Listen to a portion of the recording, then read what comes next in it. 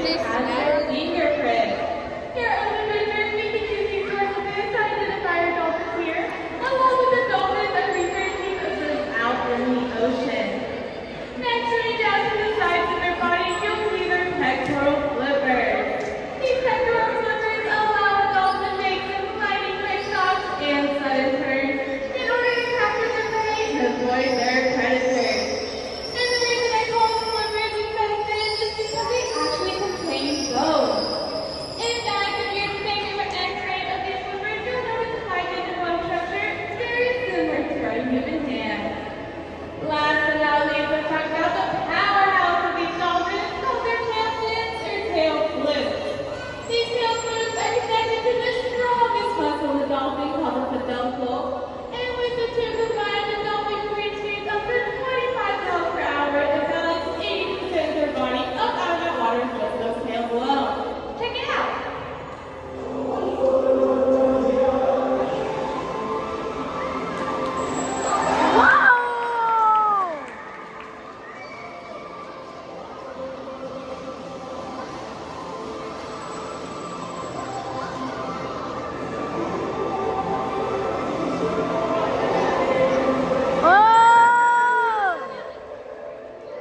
Let's give it up for those amazing dolphin workouts.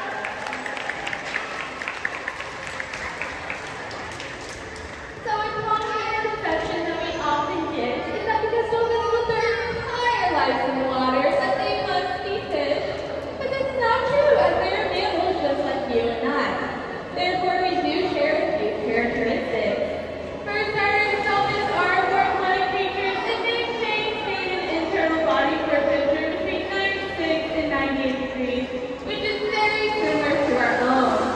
We can also talk about how they breathe air. So just like us, they have some lungs, but unlike us, they don't have a nose to breathe through and they don't breathe through their mouth.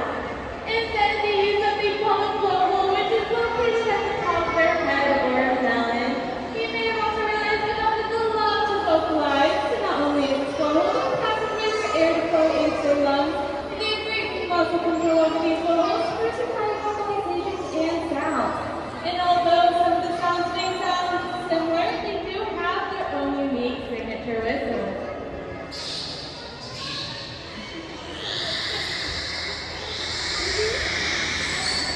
Let's give it up for those adorable dolphin songs. Let's go, guys! Another great similarity is that all mammals give live birth, and dolphins are no exception. If you take a look at their stomachs, you'll notice a little indentation as they do share belly buttons. And along with giving live birth, all mammals nurse their young with milk. Dolphins have a really unique adaptation for this involving their tongue. So if you take a look, you may notice little fringes that run along the sides of them. These fringes can interlock with one another to create underwater breathing structure, allowing the calves to get all that nutrition milk from their mothers and none of the salt water they live in.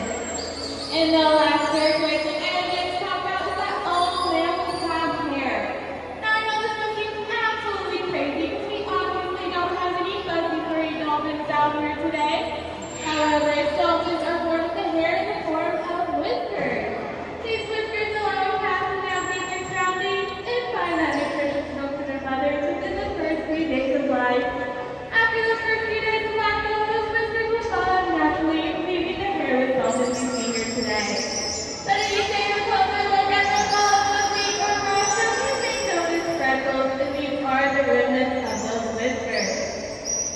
Great question we often get asked as trainers is how do we train our animals? Everything we ask our animals to do is completely voluntary and nothing is forced.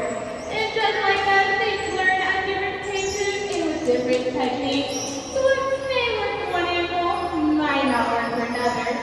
However, the basic components are quite similar, so perhaps it's like you may have seen or even heard our trainers using a whistle. And that's because dolphins do hear in a higher frequency than we do. This whistle allows us to communicate that they did that behavior we asked for correctly. They can stop that behavior and return to us for some positive reinforcement. Positive reinforcement is simply anything they enjoy, such as fish, ice cream, and animal-friendly gelatin. As a trainer is also important to Yeah, when provide I medical get out here. enrichment for our guys. Enrichment is anything that can enhance their environment or overall well-being. And that can be playing Hold with on, their Chloe. Hold toys, on. listening to music, having a little dance party, and meeting new people. It's important to know that part of ocean injuries and instrument marine mammal studies, we are part of that national stranding network. Our main goal is to rescue, rehabilitate, and release the stranded marine mammals or sea turtles back into their natural ocean environment. So if you guys ever do happen to come across a stranded animal along our beaches, we ask that you consider to help push them back in as they have stranded for a particular reason, whether they were too sick or too injured to keep on swimming. Instead, we ask that you keep your distance and call our local training hotline at 1-888-SOS Dolphin. Just by doing this here today, you help me support and fund those rescue efforts, so we can see these amazing animals in an up close